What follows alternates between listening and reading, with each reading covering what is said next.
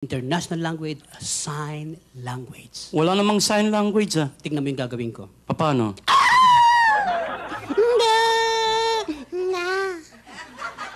Wala akong naintindihan, eh. Good evening, ladies and gentlemen. Buiset. Kita mo puro ba karamihan babae mga nasa Oo, audio. nagkaintindihan kami. Puro kakalokohan. Ano na naman yung pinagyayabong mo kanina sa bar na yaki, nag-abroad ka raw nung hindi pa tayo magkasama? Totoo lang po yun. Bago kami nagsama bilang pork chop, ako'y nakarating na sa ibang paano yung tegdig. Yang pangit mong yan, tinanggap sa abroad. Huwag mong pakamamatahin kay mga pangit. At bakit? Kami may kasabihan. Ano? Pangit man din at dukha sa tingin. Eh ano? Nakabubuntis din. Hoy! Sinabi na Eh, mag-iingat. grabe ka lumait, kababayan pa natin yung karap natin. O sige, nakapag-abroad ka na. Saan ka naman nakarating, Aber? Nakarating ako ng Europe. Europe. Europe. Saan naman sa Europe? Nagpunta kami ng Venice. Maganda rin sa Venice. Tumuli kami ng Vienna. Vienna. Pasok kami ng Frankfurt. Frankfurt. Tuloy kami ng sausage.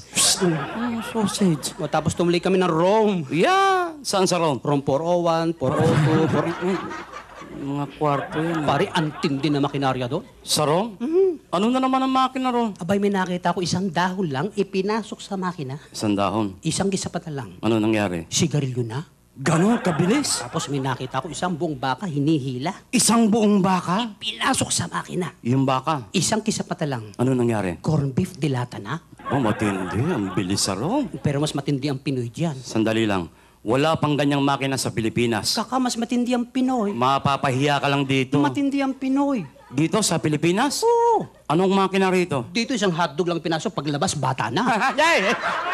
Ibang makina yan eh. Fashion, bibilib ka, Paris. Kalokohan na naman yan. Nakita ko mismo eh. Ano na naman ang fashion sa Paris? Kung anong kulay ng buhok mo, siya rin ang kulay ng damit mo. Sabi naman, kalokohan na naman. Nakita ko itiniterno. Ibig mo sabihin, pinapalis yung kulay ng buhok sa damit? Oh, Halimbawa yan, itim ang buhok. itim ang damit. Pareho. Yes. Eh kung pula buhok. Pula rin ng damit. Eh kung dilawang buhok. Dilaw din ang damit. Paano kung walang buhok? Wala ring damit.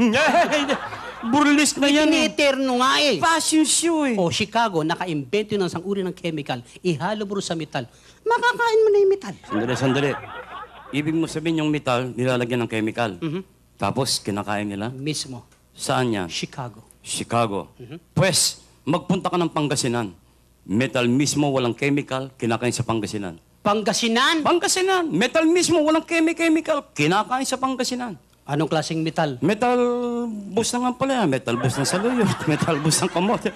Bagong at kamatis, katalo na. Lahat ng metal, inabot ko sa iyo ah. Yan sinasabi. Kaya dyan nagagalit si Kakabert na nabubuhay pa. Yung mga kalokohan mong yan eh. Yan nga, nasabi sa akin ni Tita Nova, tsaka yung pinsan ni Kaka, na may sama na loob nga raw sa kakabago namatay. Bakit?